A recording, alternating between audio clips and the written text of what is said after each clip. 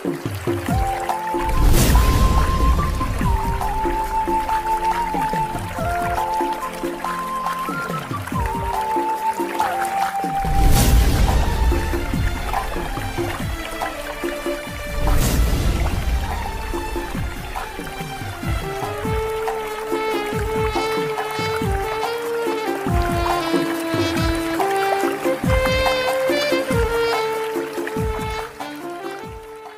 సమయంలో దేవుని యొక్క పరిశుద్ధ లేఖన భాగం నుంచి కొన్ని మాటలను ధ్యానం చేసుకుందాం. పరిశుద్ధ లేఖన భాగం నుంచి కీర్తనాకారుడైనటువంటి దావీదు రచించిన కీర్తనల గ్రంథము 61వ కీర్తన.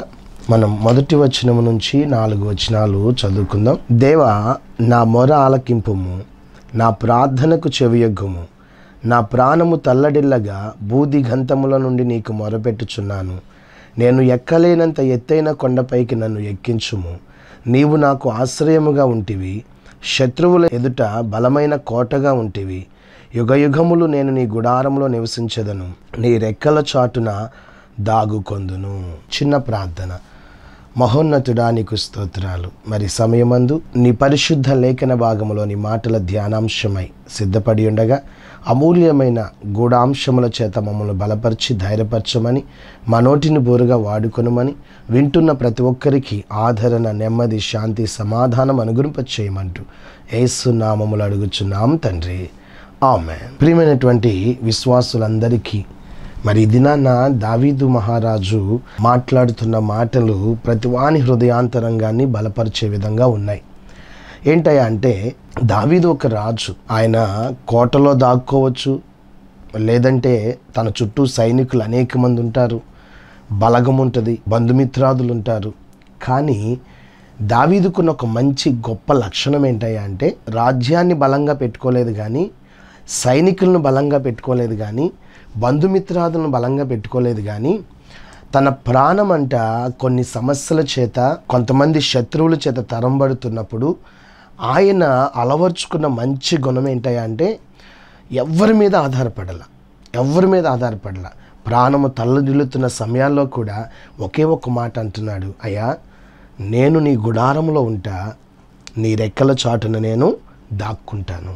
అంటే ఆపద సమయంలో ఒక సమస్య మనల్ని బాగా కృంగదీస్తున్నప్పుడు, మన ప్రాణము వేదన చెందుతున్నప్పుడు, కలవరపడుతున్నప్పుడు మనము కంగారు పడుతూ ఉంటాం.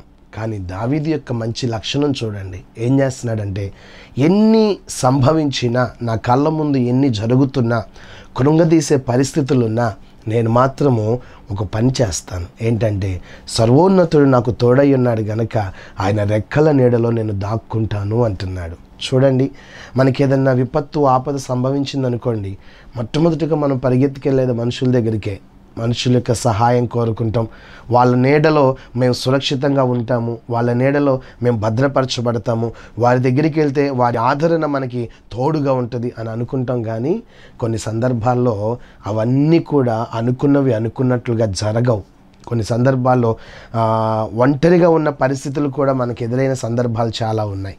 అందుకనే ఈ దినాన దావీదు అంటున్నాడు, నేను రాజునే అయినా ఎవరిని ఆశ్రయం కోరుకుంటానయ్యా అంటే, ఎవరి దగ్గర నేను దాక్కుంటానయ్యా అంటే, బలమైన కోట ఒకటి ఉంది నాకు, ఆయనే నేను నమ్ముకున్నటువంటి నా దేవుడు అని ఈ దినాన దావీదు మనతో చెప్తున్నాడు. కనుక ఎలాంటి క్లిష్ట పరిస్థితుల్లో ఉన్నా మనం చేయవలసింది ఒకటేనండి. ఏంటయ్యా అంటే, దేవుని యొక్క రెక్కల నీడ క్రిందకి మనం చేరాలి.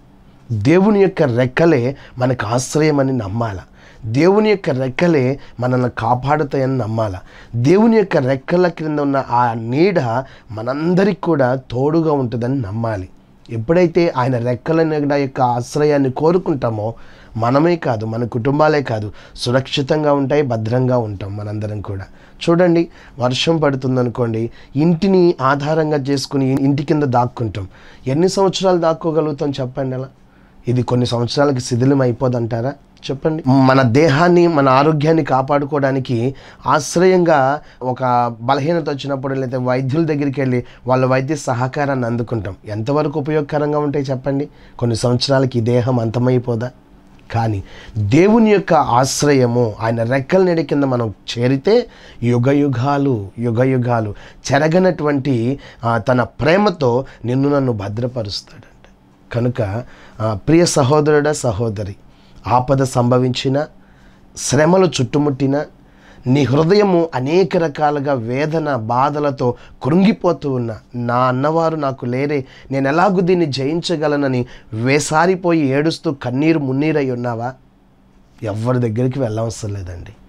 ప్రభువారి యొక్క రెక్కల నీడ క్రిందకు వస్తే చాలు, ప్రభువారి యొక్క ఆశ్రయం కోరుకుంటే చాలు, ఆయన రెక్కల నీడ కింద దాక్కుంటే చాలు, ఆయనే సమస్తమైనటువంటి భారము మన మీద నుంచి తొలగించి తన సులువైనటువంటి క్షేమకరమైన వాతావరణాన్ని మన కళ్ళ ముందు ఉంచుతాడు. అందుకనే ఎంత గుర్తెరిగినటువంటి ఎందుకు అక్కడ దాక్కుంటాను అని అంటే, వెదురవుతున్నటువంటి ప్రతి పరిస్థితిని తట్టుకునే శక్తి కావాలి కాబట్టి దావీదు దేవుని యొక్క రెక్కల నీడ క్రిందికి వెళ్ళాడు. అందుకనే 91వ కీర్తనలో ఒక మాట అంటాడు చూడండి, మొదటి వచనం నుంచి కొన్ని మాటలు మాట్లాడతాడు.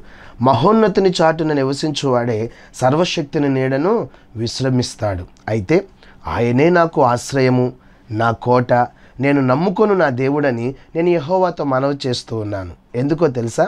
అదిగో వేటగాని ఊరిలో నుండి ఆయన నిన్ను విడిపించును, నాశనకరమైన తెగులు రాకుండా నిన్ను రక్షించును, ఆయన తన రెక్కలతో నిన్ను కప్పును, ఆయన రెక్కల క్రింద నీకేం కలిగిద్దంట? ఆశ్రయము కలుగును. కనుక వేటగాని ఊరిలో నుండి నాశనకరమైన తెగులు రాకుండా ఉండాలంటే మనందరం చేయవలసిన ప్రక్రియ ఒకటి ఉంది. ఆశ్రయం ఎవరో వెతకాల, మన కోట మన బలం ఎవరో ఎతకాల. వెతికి అక్కడ చేరి ఇక ఆ గుడారంలో ఎప్పుడైతే నివాసం చేస్తామో ఆయన రెక్కలతో నిన్ను నన్ను ఏం చేస్తాడంట? కప్పుతూ ఉంటాడు. అంటే ఏంటి? ఏ అపాయము, ఏ కీడు, ఏ శాపము, ఏ విపత్తు మన దగ్గరికి రానే రాదు. ఎందుకని?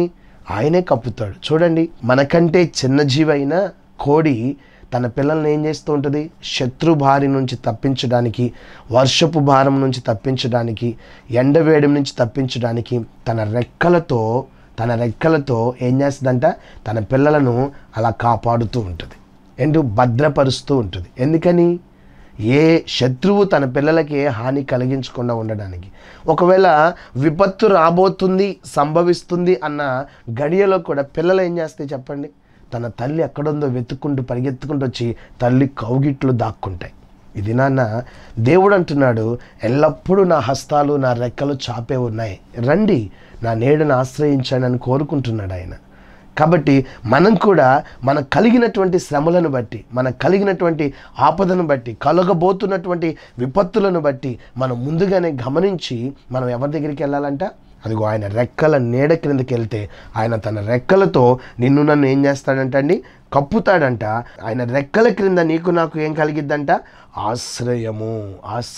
నిజంగా ఆయన రెక్కల నీడకెందుకే మనకి ఆశ్రయదుర్గంగా ఉండడంటారా? చాలామంది, ఎంతమంది కోరుకోలేదండి, ఎంతమంది రాలేదండి దేవుని యొక్క రెక్కల నీడ క్రిందకి, ఎంతమంది విజయాన్ని పొందుకోలేదు.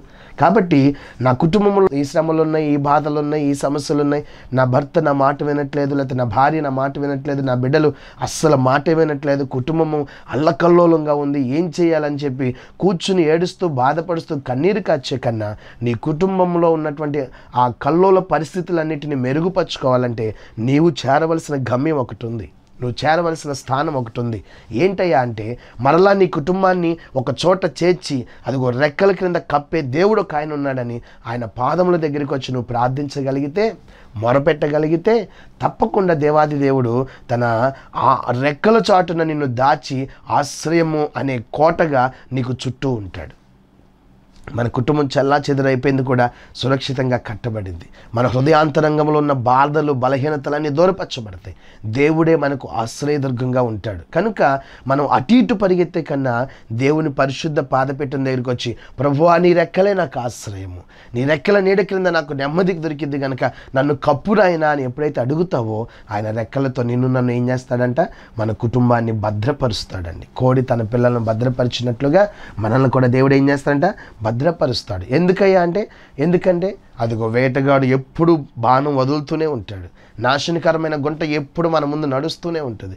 కానీ ఇలాంటి శ్రమలు, విపత్తులు, ఆపదలు రాకుండా మనందరి చుట్టూ తన బలమైన హస్తం తోడుగా ఉంటుందంట. ఇది నాన్న ఎంతవరకు ఆయన సహాయాన్ని కోరుకోగలుగుతున్నావు?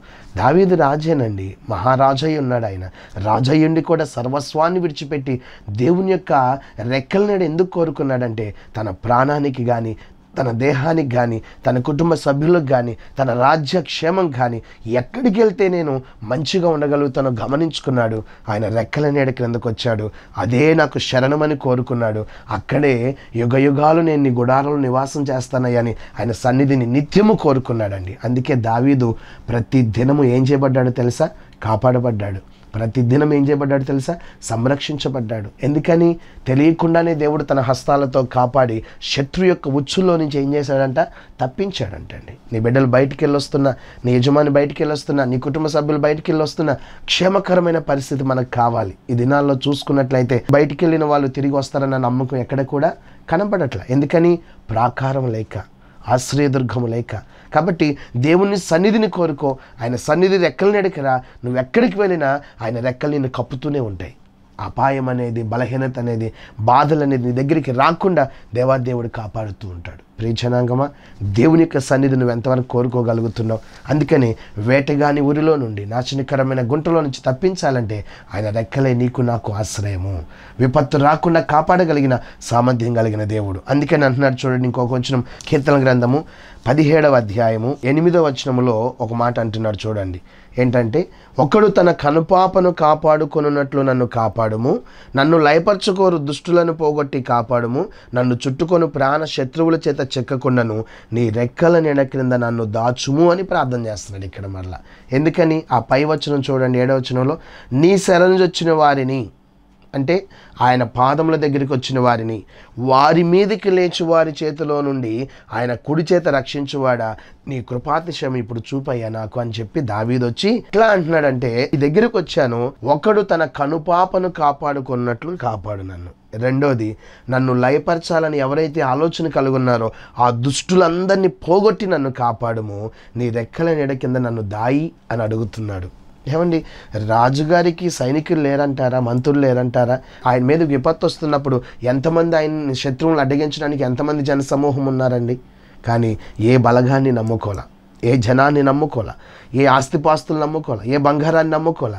ఏది నమ్ముకున్నా అది కొంతకాలమే, అశాశ్వతమైనది. కానీ శాశ్వతమైన రక్షణ, శాశ్వతమైన భద్రత, శాశ్వతమైనటువంటి విడుదల, శాశ్వతమైనటువంటి ప్రాకారం ఎక్కడుంటుందో గమనించుకున్నాడు గనక అదిగో అంటున్నాడు ఆయన, కృపాతిశయములు ఎక్కడ దొరుకుతాయో అక్కడికి వచ్చేసాడు. ఆ సన్నిధి నీడకు వచ్చేసి అంటున్నాడు, అయ్యా కంటి పాపను కాపాడుకున్నట్లు నన్ను కాపాడయ్యా, ఎందుకంటే నీ రెక్కల నీడ కింద నేను వచ్చి దాక్కుంటున్నాను, అదే నాకు శరణం, ఇంకా అది తప్ప నాకు లేదు అన్నాడు.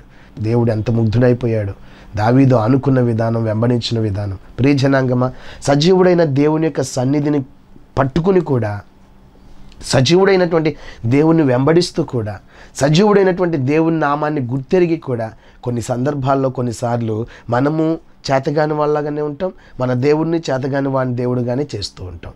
ఎందుకంటే ఆధారపడే విధానంలో లోపాలు ఉన్నాయి. కాబట్టి దేవుని మీద సంపూర్ణంగా అనుకో. దేవుని శక్తి తక్కువేం కాదు. నువ్వు నిజంగా ఆధారపడితే ఆయన రెక్కల నీడ కింద నేను కప్పటమే కాదండి, నీకు ఆశ్రయదుర్గంగా ఉంటాడు, ప్రాకారంగా ఉంటాడు, బలమైన కోటగా ఉంటాడు. నీవు ఏ స్థితిలో చిక్కబడ్డావో ఆ స్థితిలో నుంచి పైకి లేవనెత్తగలిగిన సామర్థ్యం కలిగిన దేవుడు. ఇది ఆయన హస్తములు ఎంత భీకరమైనవో తెలుసా? ఆయన రెక్కల నీడ కింద నిన్ను దాస్తున్నాడంటే దాన్ని గమనించి ఒకసారి ప్రభువుని వేడుకో. అయ్యా నిజంగా నేను నీ దగ్గరే ఉంటానని. ఆయన ఎందుకు కాపాడండి? ఎందుకు రక్షించడండి? ఎందుకు రక్షించడు చెప్పండి? ఆయన బలవంతుడండి, జాలి కలిగిన దేవుడండి, కృపా సమృద్ధి గలవాడు, కృపా సత్యములతో నిన్ను నన్ను కలుసుకుంటాడండి. ఆయన అంత ప్రేమమూర్తి. ఆయన ఇది దావీదు సాగిలపడినట్లు సాగిలపడు, దావీదు బ్రతిమాలినట్లు బ్రతిమాలు, దావీదు వేడుకున్నట్లు వేడుకో. ఎందుకు మన కుటుంబంలో ఉన్న సమస్యలు తొలగవు? కంటి రెప్పను కాపాడుకున్నట్లు కాపాడయ్యా, నన్ను లయపరచుకోరు దుష్టులను పోగొట్టి నన్ను కాపాడు, ఎందుకంటే నీ రెక్కల నీడలో నేనేం చేశాను? వచ్చాను కనుక నన్ను దాచిపెట్టు, ఎందుకంటే శోధికుని యొక్క ఒక్క ముళ్ళు కూడా నన్ను తాకకూడదని దావీదు అంతగా దేవుణ్ణి బ్రతిమాలుకుంటున్నాడు. ప్రియజనాంగమా, ఈ సమయంలో దేవుడు నీకు అలాంటి మంచి అవకాశాన్ని ఇచ్చాడు. రా నా దగ్గరికి, నా రెక్కల నీడ కిందకి రా, నిన్ను నేను కాపాడతా. దావీదును కాపాడినట్లు, దావీదు ఎడ్ల శాశ్వతమైన కృప చూపించినట్లు, శత్రువు చేతిలో నుంచి, లయపరచుకోరు దుష్టుల చేతిలో నుంచి కబండ హస్తాల్లో నుంచి, గాఢాంధకారపు చీకటిలో నుంచి, మరణ ఛాయల్లో నుంచి, గుంటలో నుంచి, ఊబిలో నుంచి, నాశనకరమైన గుంటలో నుంచి దావీదు వేడుకున్నప్పుడు ఎలాగైతే విడిపించి నా రెక్కల చాటున దావీదును భద్రపరిచాను, నిన్ను, నీ కుటుంబాన్ని, నీకున్న ప్రతి భారాన్ని తొలగించి నీ కుటుంబ సభ్యులను, నీ బంధుమిత్రాదులను నిన్ను నా రెక్కల చాటున భద్రపరచడానికి నేను తోడై ఉన్నానని ఈ సమయంలో దేవుడు మనతో మాట్లాడుతున్నాడు. ఆ బలమైన మాట తీసుకుని నిజంగా ఆయన ఎదుట సాగిలపడగలుగుతావా? పరిపూర్ణమైన హృదయంతో సాగిలపడే హృదయంని మనం కోరుకుందామా? 36వ కీర్తనలో ఒక మాట అంటాడు చూడండి, 7వ వచనాన్ని మనం చదివితే అక్కడ అంటున్నాడు, దేవా నీ కృప ఎంతో అమూల్యమైనది. అంటే ఆయన కృపను వర్ణిస్తూ ఉన్నాడు ఇక్కడ. నీ కృప ఎంతో అమూల్యమైనది, నరులు నీ రెక్కల నీడను ఆశ్రయించుచున్నారు. కనుక ఎంతో అమూల్యమైనటువంటి ఆ కృప దగ్గరికి వస్తే ఆ కృప చెయ్యలేని మేలు అంటూ ఏది లేదని అన్నీ చేయడానికి సిద్ధపడతాడు ఆయన. కృపలో సమృద్ధి ఉంది, కృపలో విడుదల ఉంది, కృపలో నెమ్మది ఉంది, కృపలో సంతోషం ఉంది, కృపలో సమాధానం ఉంది, కృపలో విడుదల, విమోచన అన్నీ దొరుకుతాయి. కనుక నరులందరూ ఎక్కడికి రావాలంట? ఆయన రెక్కల నీడలో ఆశ్రయం కోరుకుంటున్నారంట. మరి ఇది నువ్వు నేనే ఆశ్రయం కోరుకుంటున్నావు? నువ్వు నేనే ఆశ్రయం కోరుకుంటున్నావు? సజీవుడైన దేవుని యొక్క రెక్కల నీడ క్రింద మనం కోరుకుని రాగలుగుతున్నామా? దావీదు అంటున్నాడు, మహోన్నతుని చాటు నివసించువాడు సర్వశక్తి నీడను విశ్రమిస్తాడు. ఇక ఆయన అంటే సురక్షితంగా ఉంటాడు, భద్రపరచబడి ఉంటాడని. మరి ఇది మనం ఎవరి నీడను ఆశ్రయిస్తున్నామండి? ఎవరి నీడను ఆశ్రయిస్తున్నాం? ఆయన రెక్కల నీడే నీకు నాకు సురక్షితమైనటువంటి సంతోషాన్ని, సమాధానాన్ని మనందరికీ కూడా అనుగ్రహింపచేస్తుంది. 57వ కీర్తనలో కూడా ఒక మాట అంటాడు చూడండి, మొట్టమొదటి వచనంలో అంటున్నాడు, నన్ను కరుణించుము దేవా, నన్ను కరుణింపము, నేను నీ శరణుజొచ్చి ఉన్నాను, ఈ ఆపదలు తొలగిపో వరకు నీ రెక్కల నీడను ఏం చేస్తున్నాడంట? శరణుజొచ్చి ఉన్నాను. ఆపదలన్నీ తొలగిపోయేంత వరకు కరుణించుము దేవా, కరుణించు. ఎంతగా బ్రతిమాలుతున్నాడో చూడండి దేవుని పాదాలు పట్టుకుని. మనం ఏదో ఒక 5 నిమిషాలు 10 నిమిషాలు ఆయన సముఖంలోకి వెళ్ళి ప్రార్థన చేస్తే విడుదల రాలేదనుకోండి, ఇంకా ప్రార్థన చేయడం కూడా మానేస్తాం మనం. కానీ ఎన్ని రీతులుగా ప్రభు సన్నిధిని వెంబడిస్తూ ప్రార్థిస్తున్నాడో చూడండి దావీదు. ఓ పక్క గొంటుందయ్యా, నన్ను కరుణించు, దాయి దాయి, నాశనకరమైన గొంటుంది, దాయి, శత్రువులు ఉన్నారు, దాయి, నన్ను దాచిపెట్టు. ఇక్కడ అంటున్నాడు, కరుణించు, నన్ను కరుణించు. ఎందుకు అనంటే నీ శరణుజొచ్చాను. ఎందుకో తెలుసా? ఈ ఆపదలు తొలగిపోవు వరకు. మనం ఆపదలు కొని తెచ్చుకుంటాం దేవుని వెంబడించడం మానేసి. కానీ దావీదు అంటున్నాడు, నీ శరణుజొచ్చాను, ఎన్ని ఆపదలైతే నా మీదకి వస్తున్నాయో, నన్ను చుట్టుముట్టినయో, ఇవన్నీ తొలగిపోయేంత వరకు నీ రెక్కల నీడను నేను శరణుజొచ్చాను, నన్ను కాపాడు. నిజంగా ఆయన దగ్గరికి వచ్చిన వారిని దేవుడు ఏం చేస్తాడండి? ఎంత ప్రేమతో హత్తుకుంటాడో తెలుసా? ఎంత ఆదరణ చూపిస్తాడో తెలుసా? ప్రియ జనాంగమా, మనము వచ్చినటువంటి పరిస్థితులను బట్టి, చెలరేగుతున్నటువంటి కలవరాలను బట్టి, మన దేహ బలహీనతలను బట్టో, శారీరక బలహీనతను బట్టో, కుటుంబ సమస్యలను బట్టో, నెమ్మది లేని పరిస్థితుల్లో కొన్ని సందర్భాల్లో కాలు ఒక చోట నిలవలేక అటు ఇటు పరిగెడుతూ స్థిమితము లేక ఎన్నో సందర్భాల్లో ఎంతోమందిని ఆశ్రయం కోరుకుని ఎంతోమంది దగ్గరికి వెళ్ళి విఫలమైన సందర్భాలు చాలా ఉన్నాయి. ఈ దినాన దేవుడు మనతో మాట్లాడుతున్నాడు. నువ్వు ఆ దిక్కుకు ఈ దిక్కుకు చూడటం మానేసి నా సన్నిధి చాటున రా, నువ్వు నా రెక్కల నీడను దాక్కో, నేను నీకు ఉపశమనం కల్పిస్తాను, నీకు నెమ్మదినిస్తాను. ప్రార్థించండి చాలు. ప్రార్థన ద్వారానే సమస్తము సాధ్యం. దావీదు ఎందుకు అంత వేడుకుంటున్నాడు? నీ శరణుజొచ్చానయ్యా అని చెప్పి, నీ రెక్కల నీడలో నేను దాక్కుంటున్నాను, నాకు ఈ ఆపదలన్నీ తొలగిపోవాలా, ఈ శ్రమలన్నీ తొలగిపోవాలా, నన్ను విడిపించు, తప్పించు, నువ్వు తప్ప ఇంకెవరు లేరు, నన్ను కరుణించయ్యా అని ఎంతగా పశ్చాత్తాపంతో వేడుకుంటున్నాడంటే, కన్నీరు మున్నీరై వేడుకుంటున్నాడంటే, అలాగ వేడుకున్నాడు కాబట్టి దావీదును దేవుడు దాచాడండి, రెక్కలతో కప్పాడు, తన నీడ కింద ఆశ్రయం కల్పించాడు. ఎలాంటి శత్రువు కూడా దావీదును అప్పగించాల. ఎందుకని? నమ్మదగిన దేవుడు ఆయన, విడిపించే దేవుడు ఆయన, తప్పించే దేవుడు ఆయన. ఇది అలాంటి గొప్ప దేవుని యొక్క శక్తిని కోరుకుని కూడా మనం ఎలా ఉన్నామో తెలుసా? అందుకని అంటాడు పరిశుద్ధ లేఖన భాగంలో, పైకి భక్తి గల వారి వలె ఉంటాం కానీ దాని శక్తిని ఆశ్రయించలేని వారిగా ఉంటామంట మనం. దావీదు భక్తి గలవాడిగానే ఉన్నాడు, దేవుని శక్తి ఎంత గొప్పదో దాన్ని ఆశ్రయించాడు, కోరుకున్నాడు, అంతే పొందుకున్నాడు. కానీ దినాల్లో మనం క్రైస్తవులమే, దేవుని వెంబడిస్తున్న వారమే, దేవుడు బలవంతుడని, శక్తిమంతుడని, యథార్థవంతుడని, గొప్ప కార్యాలు చేస్తాడని, విడిపిస్తాడని, తప్పిస్తాడని, రక్షిస్తాడని, అడిగినవన్నీ ఇస్తాడని తెలుసు మనకి. కానీ పరిపూర్ణంగా ఆయన శక్తిని ఆశ్రయించలేని గుంపులో పడున్నాం మనం. ఇది నీ కుటుంబ పరిస్థితులు, నీ దేహ పరిస్థితులు, నీకు ఎదురవుతున్న ప్రతి అల్లకల్లోలతో కూడుకున్నటువంటి కఠినమైన శోధనలు, శ్రమలు ఎన్నున్నా వాటిలో నుంచి విడిపించగల శక్తి గలవాడని నమ్మి విశ్వసించిన నీవు ఆయన దగ్గర సాగిలపడు. ఆయన రెక్కల నీడ కిందకి రా. తప్పకుండా దేవుడు విడిపిస్తాడు, తప్పకుండా రక్షిస్తాడు. ఆ శక్తి ఎంత గొప్పదో నువ్వు అనుభవిస్తావు. రెండు మనస్తత్వాలతో ఉంటే దేవుడు కార్యాలు చేయలేడు. అందుకని ద్విమనస్కులను నేను ద్వేషిస్తున్నానంటాడు. ఏక మనసుతో దేవుని దగ్గరికి రా. ఏక మనసుతో దేవుని పాదాల దగ్గర సాగిలపడు. ఏక మనసుతో దేవుని పాదాల దగ్గర సాగిలపడి మొరపెట్టు. ప్రభువా, ఈ ఆపదలేంటి, ఈ బలహీనతలేంటి, ఈ శోధనలేంటి, ఈ శ్రమలేంటి, ఎందుకు ఈ రీతిగా చెలరేగుతున్నాయి? విడిపించగల శక్తిమంతుడు గనుక నీకు మొరపెడుతున్నానయ్యా.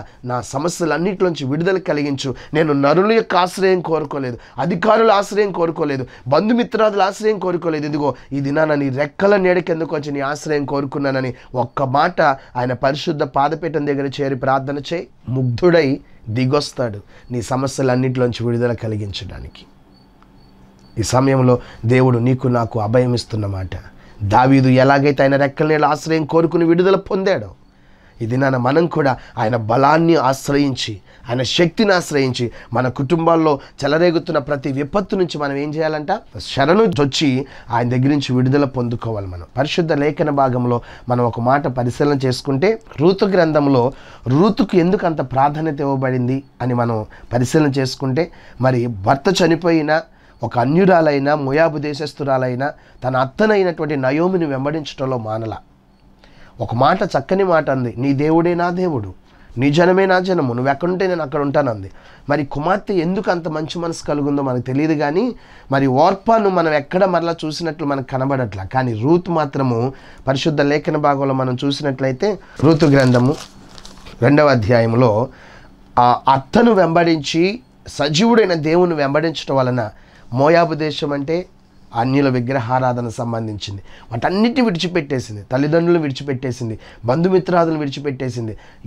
ఎక్కడుండాలో అక్కడ కోరుకుంది. తన అత్త వెంబడిస్తూ మరలా తిరిగి ఎక్కడికి వచ్చిందంట? ఏ ప్రాంతాన్ని అయితే విడిచిపెట్టి నయోమి వెళ్ళిపోయిందో మరలా ఆ ప్రాంతానికి తిరిగి బెత్లెహేమునకు రావడం జరిగింది. వచ్చిన తర్వాత అక్కడ కుమార్తె దేవుణ్ణి అనుసరించడం వలన, అరే నీ దేవుడే నా దేవుడు, నీ జనమే నా జనమని ఒక మాట పలకటం వలన, ఆ సజీవుడైన దేవుని యొక్క రెక్కల నీడ క్రిందకి రావటం వలన తన జీవితంలోకి వచ్చిన ఒక మేలేంటో తెలుసా? ఆమె కోతకాల సమయంలో పరిగెరుకోవడానికి వెళ్ళినప్పుడు అక్కడ ఉన్నటువంటి ఒక అధికారి అయినటువంటి బోయాజు పొలంలోకి వెళ్ళినప్పుడు బోయాజు నోటిలో నుంచి వచ్చిన శ్రేష్టమైన మాటలు మనం చదివితే, రూతు గ్రంథము 2వ అధ్యాయము 11వ వచనంలో మనం చదివినప్పుడు, నీవు నీ తల్లిదండ్రులను నీ జన్మభూమిని విడిచి ఇంతకుముందు నువ్వు ఎరుగని జనమునొద్దకు వచ్చావు. యెహోవా నీవు చేసిన దానికి ప్రతిఫలం ఇచ్చును. ఇజ్రాయేలీల దేవుడైన యెహోవా రెక్కల క్రింద సురక్షితంగా ఉండునట్లు నీవు వచ్చితివి గనుక ఆయన నీకు సంపూర్ణమైన బహుమానం ఇచ్చునని ఆమెకు ఉత్తరం ఇచ్చాడు. దేవునికి స్తోత్రం. ఎంత బహుమానం ఇచ్చాడో మనందరం పరిశుద్ధ లేఖన భాగం చదివితే చాలా ఆనందిస్తామండి. చూడండి, తన స్వజనాన్ని, తన బంధువులను, తన ఇంటిని విడిచిపెట్టి ఎరగనటువంటి జనమునద్దకు వచ్చి ఏం చేసిందంట? ఇజ్రాయేలీల దేవుడైన యెహోవా రెక్కల నీడ కిందకు వచ్చింది. అప్పటి వరకు లేదు తనకు ఆ రెక్కల నీడ ప్రాకారం.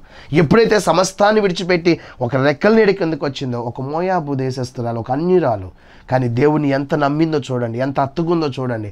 అక్కడికి వచ్చిన తర్వాత సురక్షితంగా తన రెక్కల నీడ కింద దేవుడు భద్రపరిచాడు. మరి రూతుని ఎంత హెచ్చించాడంటే ఎంత అంత కాదు. కానీ రూతు యొక్క జీవితం కన్నీటి పర్యంతం.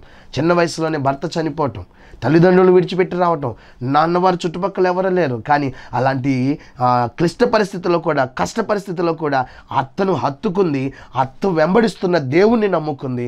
ఆ రెక్కల నీడ కింద సురక్షితంగా ఉండడానికి వచ్చింది. రూతు యొక్క జీవిత రూపురేఖలే మారిపోయినాయండి. దేవాదేవుడు ఏం చేశాడు? ఉన్నతమైన స్థానంలో యేసుక్రీస్తు వంశావళిలో పేరు లిఖించబడిందంటే ఎంత ధన్యురాలుగా మార్చబడిందండి. ఆయన శక్తిని ఆశ్రయించడానికి వచ్చిన మనం ఎంతవరకు ఆశ్రయించగలుగుతున్నాం?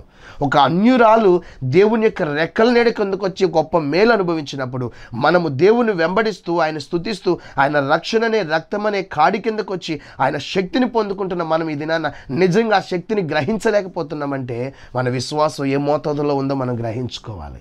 దావీదు దేవుని వెంబడించాడు, ఆయన రెక్కల నీడ కిందకు వచ్చాడు, గొప్ప మేలు అనుభవించాడు. ఇది నా రూతు అన్యత్వాన్ని విడిచిపెట్టి సజీవుడైన దేవుని యొక్క రెక్కల నీడ కిందకు వచ్చింది, గొప్ప ఆశీర్వాదాన్ని పొందుకుంది. దేవుని వెంబడిస్తున్నాం, దేవుని ఎరుగున్నాం, క్రైస్తవులం, దేవుని బిడ్డలం అని పిలువబడుతున్న నీవు నేను మనందరం కూడా ఇది నాన్న దేవుని శక్తిని ఎంతవరకు పొందుకోగలుగుతున్నాం, ఎంతవరకు ఆశ్రయంగా సన్నిధిని పెట్టుకోగలుగుతున్నాం. ప్రియజనాంగమా, బలమైనటువంటి మాటల చేత బలపరచబడుతున్న నీవు రోషంబుని ప్రార్థన చేయి. రోషంబుని ఆయన రెక్కలకి నీడి కిందకి రా.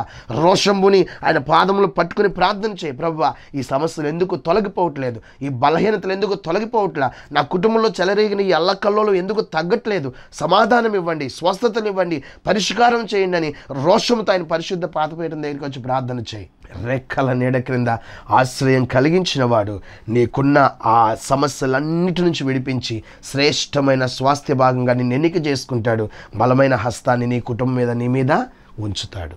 ఈ మాటలు నిన్ను ధైర్యపరిస్తే నీవు నిజంగా అటు ఇటు చూడటం మాని, మనుషుల మీద ఆధారపడటం మాని, లోకం మీద ఆధారపడటం మాని దేవుని వైపు చూడు.